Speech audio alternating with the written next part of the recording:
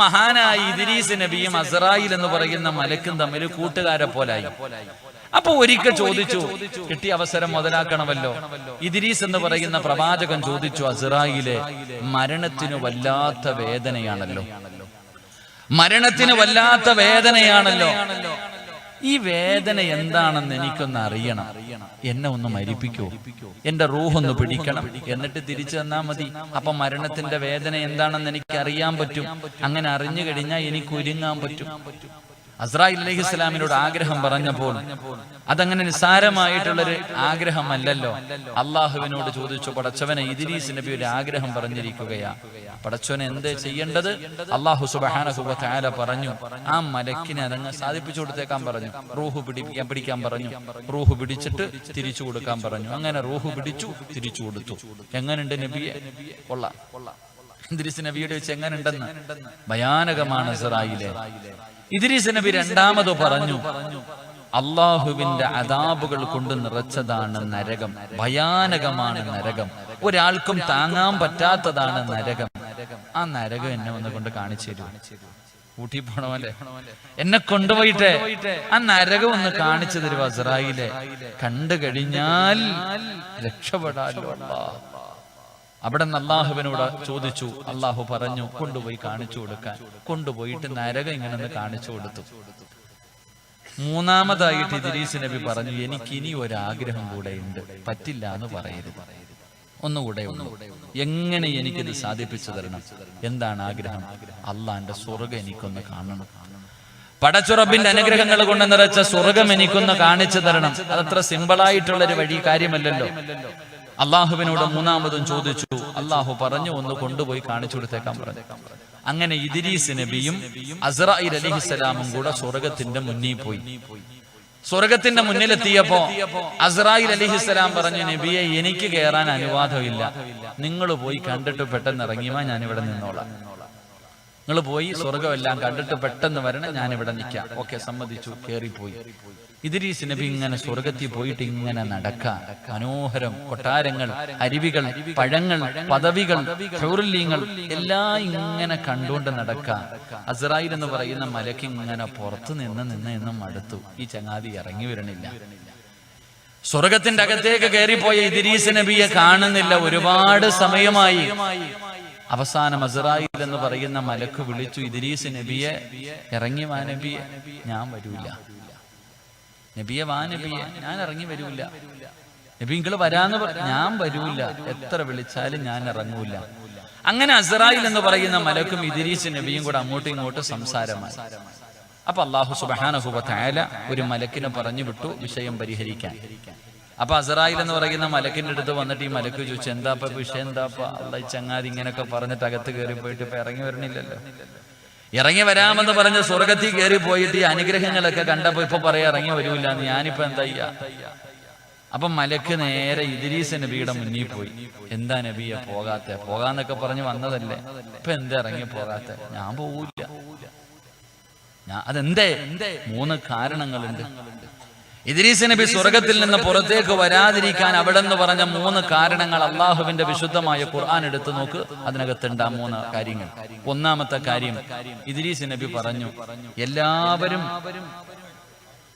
KL59G 1451 car traffic ബ്ലോക്കായി നിർത്തിയിട്ടുണ്ട്, ഒന്ന് പോയി എടുത്ത് മാറ്റി കൊടുക്കുക. എന്ത് കാറാപ്പോയത്? കാരണം നമ്പര് പറഞ്ഞാൽ അറിയത്തില്ല ആൾക്ക്. വൈറ്റ് സ്വിഫ്റ്റ്, പോയി ഒന്ന് മാറ്റി കൊടുക്കും. അപ്പൊ അള്ളാഹുവേ, ഇദ്രീസ് നബി അലൈഹിസ്സലാം പറഞ്ഞ ഒന്നാമത്തെ കാരണം, എല്ലാരും മരിക്കും, ഇല്ലേ? ലോകത്ത് വന്ന എല്ലാരും മരിക്കും, മരണത്തിന്റെ വേദന എല്ലാവരും അനുഭവിക്കും, പക്ഷെ ഒരു വട്ടമല്ലേ മരിക്കത്തുള്ളൂ, ഇല്ലേപ്പാ? ഇദ്രീസ് നബി പറഞ്ഞ മറുപടി, എല്ലാവരും മരണത്തിന്റെ വേദന അനുഭവിക്കുമെന്ന് അള്ളാഹു പറഞ്ഞിട്ടുണ്ട്, പക്ഷെ ഒരു വട്ടമല്ലേ മരിക്കത്തുള്ളൂ. ഞാൻ ഒരു വട്ടം എന്തായാലും മരിച്ചു, ആ മരണത്തിന്റെ വേദന എന്താണെന്ന് ഞാൻ അറിഞ്ഞ ആളാണ്. രണ്ടാമതായി പറഞ്ഞു, അള്ളാഹു പറഞ്ഞിട്ടുണ്ട് എല്ലാവരും നരകം കാണുമെന്ന്. ഞാൻ കണ്ടു, നരകം കാണുമെന്ന് അള്ളാഹു തന്നെ പറഞ്ഞിട്ടുണ്ട്, അതുകൊണ്ട് ഞാൻ നരകവും കണ്ടു. മൂന്നാമതായിട്ട് ഇദ്രീസ് നബി പറഞ്ഞു, സ്വർഗത്തിൽ കയറിയ ഒരാൾ അള്ളാഹു ഇറക്കി വിടാറില്ല.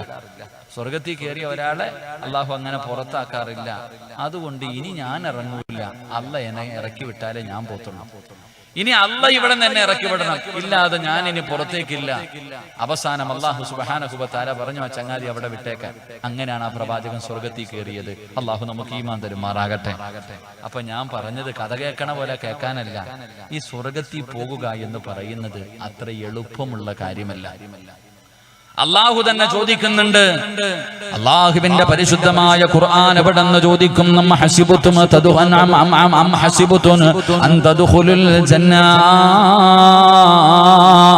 സ്വർഗ്ഗം വെറുതെ കിട്ടുമെന്ന് നിങ്ങൾ കരുതിയോ? അള്ളാഹുവേ, പടച്ചവനെ സദസ്സിലിരിക്കുന്ന പെങ്ങന്മാരോട്, സഹോദരങ്ങളോട്, അള്ളാഹുവിന്റെ സ്വർഗ്ഗം നിനക്ക് ഓസിന് കിട്ടുമെന്ന് നീ കരുതിയോ? ആ സ്വർഗ്ഗം തുറക്കുന്നതാരാ? മഹാനായ നബി മുഹമ്മദ് മുസ്തഫ സല്ലല്ലാഹു അലൈഹി വസല്ലമ തങ്ങള്. ആ പ്രവാചകന്റെ പുറകിലാരാട്? 1,24,000 പരം വരുന്ന പ്രവാചകന്മാര്, അംബിയാ, മുർസലീങ്ങള്, ബദരീങ്ങള്, ശുഹദാക്കള്, സ്വഹാബത്ത്, താബീങ്ങള്, തബൗ താബീങ്ങള്, ഇമാമുമാര്, ഔലിയാക്കന്മാര്, സയ്യിദന്മാര്, പണ്ഡിതന്മാര്, അല്ലാഹു ഇഷ്ടപ്പെട്ടവര്, ഇവരെല്ലാവരും കടന്നു പോകുന്ന സ്വർഗമുണ്ടല്ലോ. ആ സ്വർഗത്തിലേക്ക് കടന്നു പോകാൻ എന്റെയും നിങ്ങളുടെയും കയ്യിൽ എന്താണുള്ളത്? സ്വർഗം കിട്ടാൻ നിന്റെ ജീവിതത്തിൽ നീ എന്ത് ചെയ്തു വെച്ചിട്ടുണ്ട്? 25, 30, 35, 40, 45, 50, 55, 60, 65 വയസ്സു പ്രായമുള്ളവരെ സദസ്സിലിരിക്കുന്നല്ലോ. ഒരുപാട് കാലം കൊണ്ട് നിസ്കരിക്കുന്നല്ലോ, ഒരുപാട് കാലം കൊണ്ട് ഖുർആൻ ഓതുന്നല്ലോ, ഒരുപാട് കാലങ്ങൾ കൊണ്ട് ദിക്ർ പറയുന്നല്ലോ, ഒരുപാട് കാലം കൊണ്ട് സദഖ കൊടുക്കുന്നല്ലോ. എന്റെ പ്രിയമുള്ളവരെ, ഈ ചെയ്തു കൂട്ടിയ ഏതെങ്കിലും ഒരു നന്മ അല്ലാഹു സ്വീകരിച്ചോ എന്ന് ചോദിച്ചാൽ, നിന്റെ ജീവിതത്തിൽ പറഞ്ഞ ഏതെങ്കിലും ഒരു സുബ്ഹാനല്ലാഹ്, ഏതെങ്കിലും ഒരു അൽഹംദുലില്ലാഹ്, ഏതെങ്കിലും ഒരു റക്അത്ത് നിസ്കാരം, ഏതെങ്കിലും കൊടുത്ത 1 രൂപയുടെ സദഖ അല്ലാഹു സ്വീകരിച്ചോ എന്ന് ചോദിച്ചാൽ, അല്ലാഹു സ്വീകരിച്ചോ എന്ന് ചോദിച്ചാൽ കൈമലർത്താനല്ലാതെ ഈ സദസ്സിലിരിക്കുന്ന ഒരാൾക്കും ധൈര്യമില്ല. പിന്നെ എങ്ങനെയാ സ്വർഗത്തില് പോകുക? എന്റെ പ്രിയമുള്ള ചെറുപ്പക്കാരാ, സ്വർഗത്തിലേക്ക് പോകാൻ ഒരു എളുപ്പ വഴി പറഞ്ഞു തരട്ടെ. സ്വർഗത്തിൽ പോകാൻ ആഗ്രഹമുള്ളവർ കൈവക്കാൻ പറഞ്ഞപ്പോൾ പടച്ചവനെ സദസ്സിലിരുന്ന 99% പേരും കൈവക്കിയല്ലോ. നിങ്ങൾക്ക് സ്വർഗത്തിൽ പോകണോ? ഒരു എളുപ്പ വഴി പറയട്ടെ. 1400 വർഷങ്ങൾക്ക് മുമ്പ് മഹാനായ നബി മുഹമ്മദ് മുസ്തഫ സല്ലല്ലാഹു അലൈഹി വസല്ലമ തങ്ങളുടെ മുന്നിലേക്ക് ഒരു ചെറുപ്പക്കാരൻ കടന്നു വരികയാണ്. മഹാനായ റബീഅത്ത് ഇബ്നു കഅബുൽ അസ്ലമി റളിയല്ലാഹു തആല അൻഹു. യുവത്വത്തിന്റെ നടുവിലൂടെ നടന്നു പോകുന്ന ചെറുപ്പക്കാരനായ സ്വഹാബിയാണ്. ഈ സഹാബിക്ക് അല്ലാഹുവിന്റെ റസൂലിനെ വല്ലാത്ത ഇഷ്ടമാ, പ്രവാചകനോട് വല്ലാത്ത സ്നേഹമാ. മുത്തുനബി എന്ന് പറഞ്ഞ ജീവനായിരുന്നു. പ്രവാചകനും അങ്ങനെ തന്നെയാണ്. ഈ ചെറുപ്പക്കാരനെ റസൂലുള്ളാഹിക്ക് വല്ലാത്ത ഇഷ്ടമായിരുന്നു.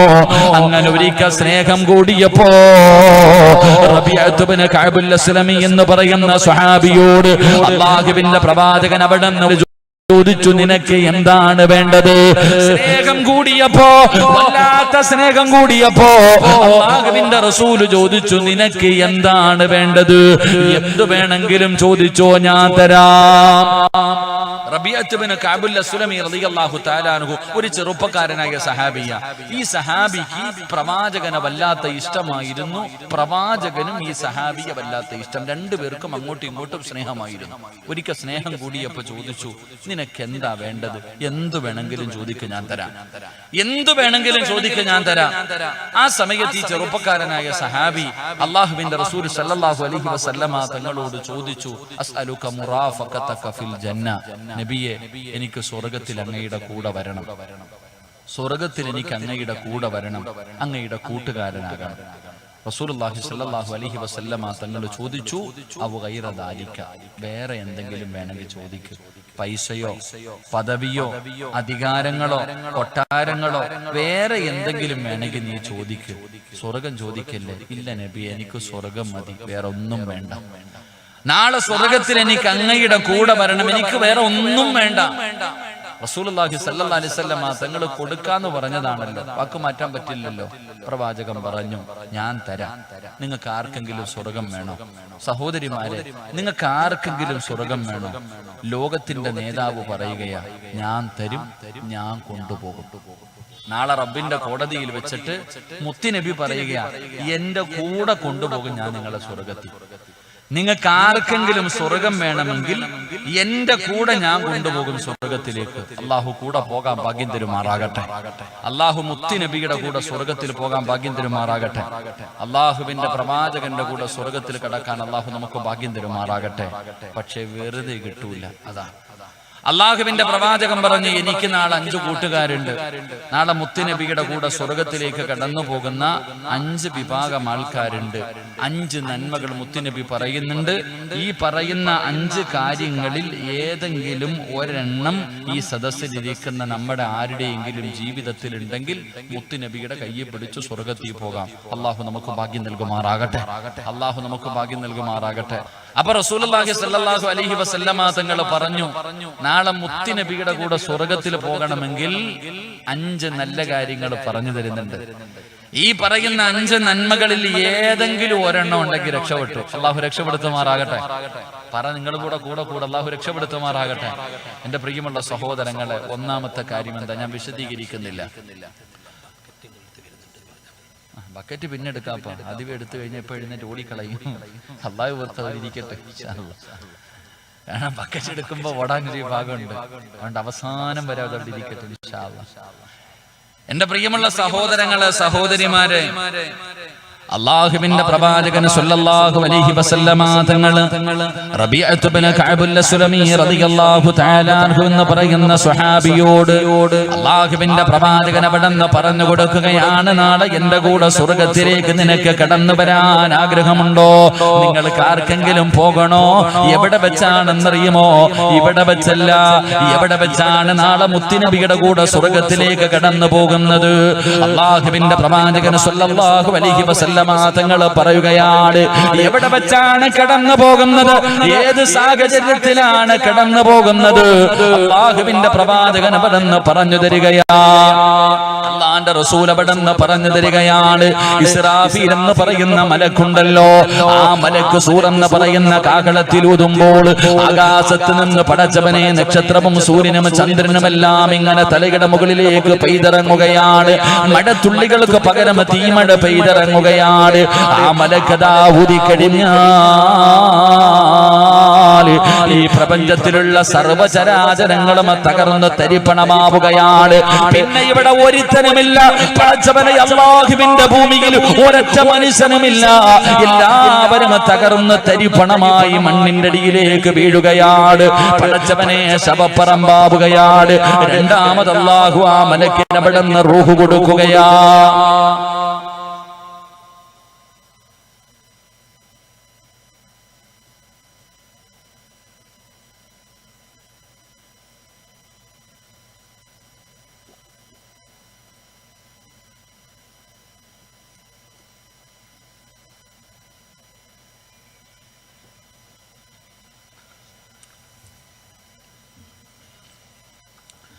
അല്ലാഹുവേ, രണ്ടാമതാ മലക്കതാ സൂർ എന്ന് പറയുന്ന കാഹളത്തിലൂതുമ്പോൾ ഈ സദസ്സിൽ ഇരിക്കുന്നവർ മുഴുവനും മരിച്ചപ്പോ കബറടക്കുന്നത് എങ്ങനെയാണ്?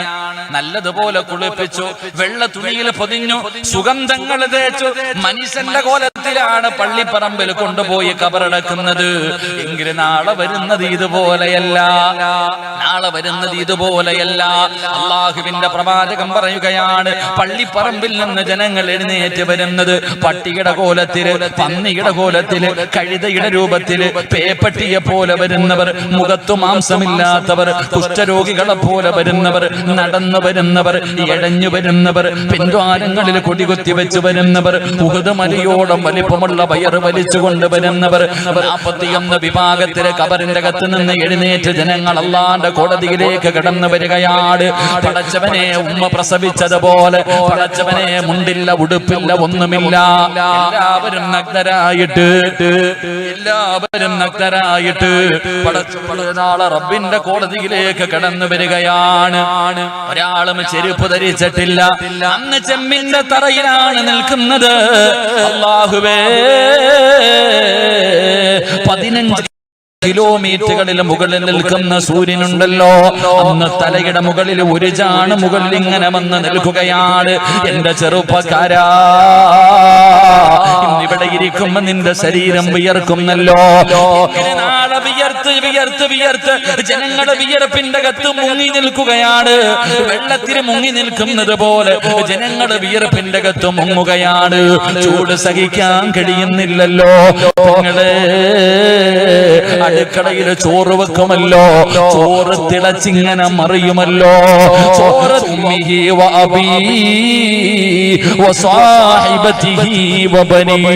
നിന്റെ ഭാര്യയോ നിന്റെ മക്കളോ നിന്റെ മാതാപിതാക്കളോ നിന്റെ കൂടപ്പുറപ്പോ ഒരാളും നിന്നെ തിരിഞ്ഞു നോക്കാത്ത ദിവസം അല്ലാഹുവിന്റെ പ്രവാചകന്റെ ചാരത്തേക്ക് കടന്നു ചെന്നിട്ട് യാ റസൂലല്ലാഹ്,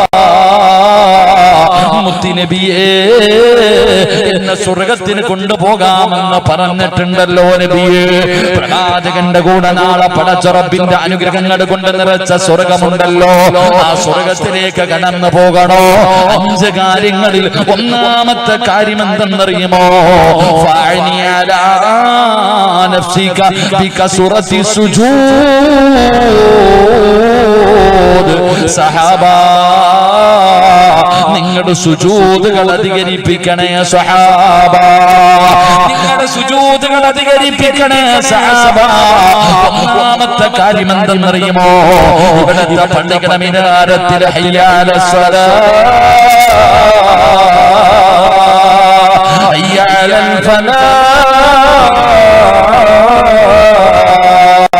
പടച്ചറപ്പിന്റെ പള്ളിയുടെ മിനാരത്തിൽ നിന്ന് 5 നേരം ബാങ്ക് വിളിക്കുമ്പോ ഏത് മനുഷ്യനാണോ നമസ്കരിക്കുന്നത്, ആ നമസ്കരിക്കുന്നവൻ നാളെ സ്വർഗത്തിൽ എന്റെ കൂടെയാണെന്ന് ആദരവായ പ്രവാചകൻ നബി മുഹമ്മദ് മുസ്തഫ,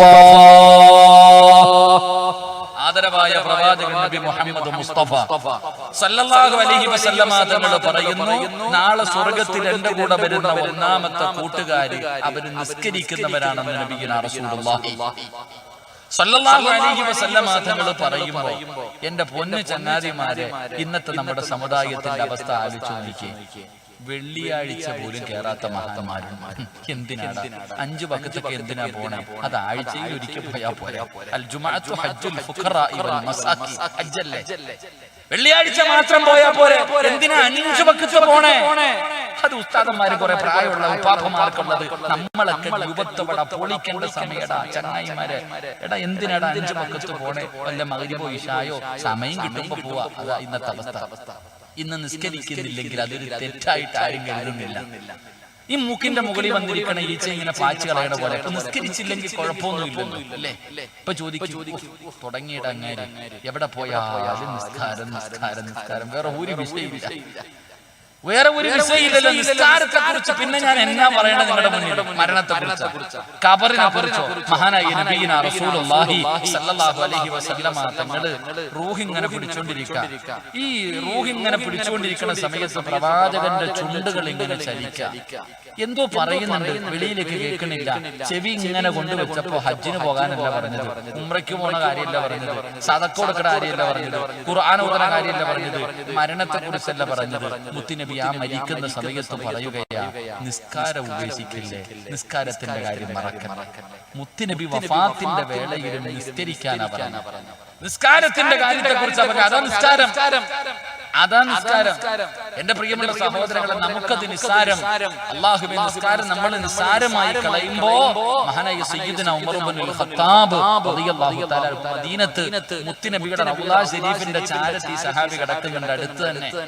ഈ സഹാബി പറയുകയാ, നിങ്ങൾ നല്ലതുപോലെ കേട്ടോ, ഈ സഹാബി പറയുകയാ, ഒരു വഖത്ത് നിസ്കാരം ആരെങ്കിലും അറിഞ്ഞുകൊണ്ട് കാരണമില്ലാതെ മുടക്കിയാൽ, ഒരു വഖത്ത് നിസ്കാരം ആരെങ്കിലും അറിഞ്ഞുകൊണ്ട് കാരണമില്ലാതെ മുടക്കിയാൽ അവൻ കാഫിറായി പോകുമെന്ന് മഹാനായ സയ്യിദുനാ ഉമർ ഇബ്നുൽ ഖത്താബ്. ഉമർ ഇബ്നുൽ ഖത്താബ് ഒരു വഖത്ത് നിസ്കാരം അറിഞ്ഞുകൊണ്ട് കാരണമില്ലാതെ മുടക്കി അവൻ കാഫിറായി പോകുന്ന അപ്പൊ എത്ര മുസ്ലിമീങ്ങൾ കാണും? 25 കോടി മുസ്ലിമീങ്ങൾ ദുആ ചെയ്തിട്ട് അള്ളാഹു സ്വീകരിക്കുന്നില്ല. ഇത് എത്ര ഉണ്ട് നിസ്കരിക്കണ? ഇതിന് നിസ്കരിക്കാൻ എത്ര പേരുണ്ട്? നീ വിചാരിച്ചു അങ്ങോട്ട് ഓസിന് കിട്ടുമെന്ന് വിചാരിച്ചോ? എടാ, നമ്മുടെ കയ്യിൽ ഇരിപ്പ് കൊണ്ട ഇതൊക്കെ ഇതൊക്കെ ഉണ്ടാക്കാനുള്ള കാരണം നമ്മളൊക്കെ തന്നെ. എന്റെ പ്രിയപ്പെട്ടവരെ, നിസ്കരിക്കണം എത്ര പേരുണ്ട്? എന്റെ പ്രിയപ്പെട്ട സഹോദരങ്ങളെ, കാരണമില്ലാതെ ഒരു വഖ്ത് മുടക്കിയ എന്താ കാരണം?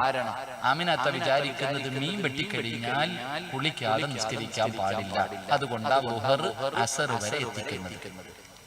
അടുക്കളയിൽ ജോലി ചെയ്യുമ്പോ കരി പറ്റിക്കഴിഞ്ഞാൽ കിളയ്ക്കാൻ പോകുന്നവർ പഠിച്ചവരല്ലോ, കിളയ്ക്കാൻ പോകുമ്പോ ശരീരം ഉയർത്താ, പിന്നെ കുളിക്കാതെ. ഇത് ഏത് കിതാബിലാ നിങ്ങൾ പഠിച്ചിരിക്കണേ? കുളിച്ചാൽ ഇടം മീൻ വെട്ടിക്കഴിഞ്ഞാൽ കുളി നിർബന്ധമാവും, കിളയ്ക്കാൻ പോയാൽ കുളി നിർബന്ധമാവും, കച്ചവടത്തിന് പോയാൽ കുളി നിർബന്ധമാവും. അപ്പൊ കുളിച്ചിട്ട് നിസ്കരിക്കാവുന്ന ഏത് കിതാബിലാ പറഞ്ഞിരിക്കണ? ഫർള. ഞാൻ ചോദിക്കുന്നത് കാരണം എന്ന് പറഞ്ഞാൽ എന്താ? ഉദാഹരണം ചോദിക്കാം. നിന്റെ വീട്ടിൽ കിടക്കുന്നുണ്ട് നിന്റെ വാപ്പ, നിന്റെ ഉമ്മ, നിങ്ങളുടെ കുടുംബത്തിൽ പലരും രോഗം പിടിച്ചു കിടക്കുന്നുണ്ട്. അല്ലാഹു ശിഫ കൊടുക്കുമാറാകട്ടെ. രോഗം പിടിച്ചിട്ട് ഇങ്ങനെ കിടക്കുക, ഒരു സൈഡ് തളർന്ന്, ക്യാൻസർ പിടിച്ചവർ, ട്യൂമർ പിടിച്ചവർ, കിഡ്നി തകർന്നു പോയവർ, കയ്യും കാലും തളർന്നവർ, ഇങ്ങനെ കിടക്കുക. ഈ കിടക്കണവർക്ക് നിസ്കാരം നിർബന്ധമുണ്ടോ? ഇല്ലേ? നമ്മുടെ കാര്യം പോട്ടെ. ഈ രോഗം പിടിച്ച് കിടക്കണവർക്കൊക്കെ നിസ്കാരം നിർബന്ധമുണ്ടോ? എന്തേ നിന്റെ ദീൻ പറയുന്നത്? നിന്ന് നിസ്കരിക്കാൻ പറ്റാത്തവൻ ഇരുന്ന് നിസ്കരിക്കണം, ഇരുന്ന് നിസ്കരിക്കാൻ പറ്റാത്തവൻ കടന്ന് നിസ്കരിക്കണം. ഇനി ഫിഖിന്റെ പണ്ഡിതന്മാര് പറയാ, കടന്ന് നിസ്കരിക്കാൻ പറ്റാത്തവൻ കൈകാലുകൾ അനക്കണം നിസ്കരിക്കുന്നവനെ പോലെ. അതിനു പറ്റാത്തവൻ ഹൃദയം കൊണ്ട് നിസ്കരിക്കണം. മരിക്കാൻ കിടക്കുന്നവൻ 5 വഖ്ത് നിസ്കാരം നിർബന്ധമാണ്. അല്ലാഹു ഈമാൻ തരുമാറാകട്ടെ. പിന്നല്ലേ ആരോഗ്യമുള്ളവന്റെ കാര്യം. എടാ, ക്യാൻസർ പിടിച്ച്, ട്യൂമർ പിടിച്ച്, മരണത്തോട് മല്ലടിച്ച് കിടക്കണം നിന്റെ വാപ്പായ്ക്ക് നിസ്കാരം നിർബന്ധമാണ്. പിന്നല്ലേ ആരോഗ്യത്തോടുകൂടി കിടക്കണം നിനക്ക്. എന്റെ പ്രിയമുള്ള സഹോദരങ്ങളെ, നിസ്കാരത്തിന്റെ മഹത്വവും അതിന്റെ പവിത്രതയും നമുക്കറിയില്ല. നമ്മളിങ്ങനെ പേടിച്ച് നടക്കുക. എങ്കിൽ എന്റെ പ്രിയമുള്ളവരെ, മഹാനായ സയ്യിദുനാ ഉമർ ഇബ്നുൽ ഖത്താബ് റളിയല്ലാഹു തആല അൻഹു അല്ലാഹുവിന്റെ പരിശുദ്ധമായ കഅബാലയത്തിലെ ഹജ്ജിന് പോയി. ഹജ്ജ് കഴിഞ്ഞിട്ട് പിരിയുകയാണ്. അവസാനം അല്ലാഹുവിന്റെ കഅബയുടെ മുറ്റത്ത് നിന്നുകൊണ്ട് ഉമർ തങ്ങൾ ദുആ ചെയ്യുകയാണ്. അല്ലാഹുമ്മ ഇന്നി അസ്അലുക ശഹാദതൻ ഫീ സബീലിക വ മൗതതൻ ഫീ ബലദി നബിയിക. പടച്ചവനെ, ദുആ കേൾക്കുമ്പോൾ സ്വഹാബത്ത് കണ്ണുതള്ളി നിൽക്കുകയാണ്. അവിടെന്ന് പറയുന്ന, പടച്ചവനെ, മരിക്കുമ്പോ ഷഹീദാകണം, ഷഹീദായി മരിക്കണം. എവിടെ കിടന്നു? മദീനത്ത് കിടന്ന്. നടക്കാത്ത മോഹമാണ്, സാധ്യതയില്ലാത്ത കാര്യമാണ്. ഉമർ തങ്ങൾ ദുആ ചെയ്തു. മദീനത്തേക്ക് വന്നു. വെള്ളിയാഴ്ച ജുമുഅ നമസ്കാരത്തിന് പള്ളിയിൽ പോയി. പ്രസംഗിക്കുമ്പോൾ അവിടുന്ന് ഖുത്ബ ഓതുമ്പോ ഉമർ തങ്ങൾ പറഞ്ഞു, ഉസീകും ബിത്തഖ്വല്ലാഹ്. അവിടുന്ന് തഖ്വ കൊണ്ട് വസിയത്ത് ചെയ്തു. എന്നിട്ട് പറഞ്ഞു, എന്റെ സമയമെടുത്തു, എന്റെ മരണമെടുത്തു, ഞാൻ പോവുകയാ. പടച്ചവനെ, അവിടുന്ന് അവസാനം ജുമുഅ കഴിഞ്ഞു, അസ്ർ നമസ്കരിച്ചു, മഗ്രിബ് നമസ്കരിച്ചു, ഇശാ നമസ്കരിച്ചു. തന്റെ ഭാര്യ മക്കളുടെ കൂടെ വീടിന്റെ അകത്ത് പോയി കിടന്നുറങ്ങി. പിറ്റേ ദിവസം രാവിലെ പള്ളിയുടെ മിനാരത്തിൽ നിന്ന് അസ്വലാത്തു ഖൈറും മിനൻ നൗം, പള്ളിയിൽ നിന്ന് ബാങ്ക് വിളിച്ചു. ഉമർ തങ്ങൾ പള്ളിയിലേക്ക് വന്നു. നൂറുകണക്കിന് സ്വഹാബത്ത് പള്ളിയിലേക്ക് വന്നു. അവസാനം ഇഖാമത്ത് കൊടുത്തു. ഉമർ തങ്ങൾ നമസ്കരിക്കാൻ ഇമാമത്തായി കയറി നിന്നു. ഉമർ തങ്ങൾ ഇമാമത്തായി കയറി നിന്നു. അവിടുന്ന് നിയ്യത്ത് ചെയ്തു, കൈകെട്ടി ഫാത്തിഹ ഓതി. ഇന്ന് സൂറത്ത് യൂസുഫ് ഓതുകയാണ്.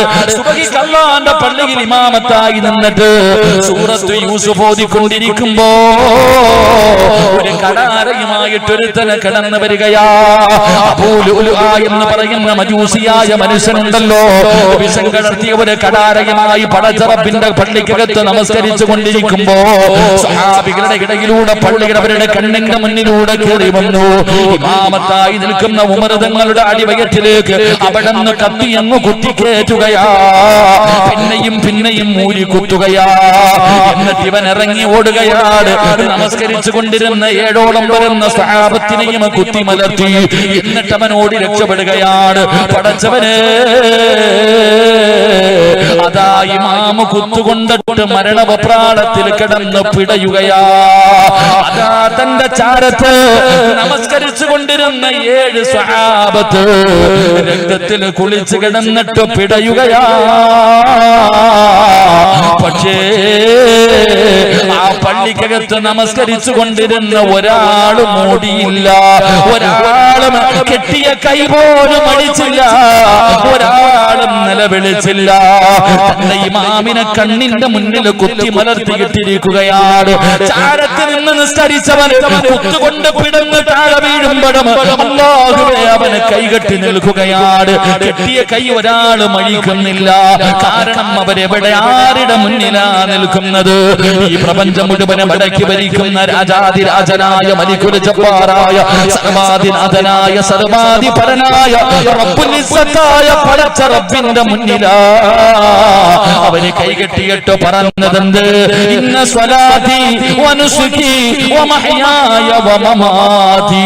അവര് പ്രതിജ്ഞയെടുത്തവരാണ്, അവര് പ്രതിജ്ഞയെടുത്തവരാണ്.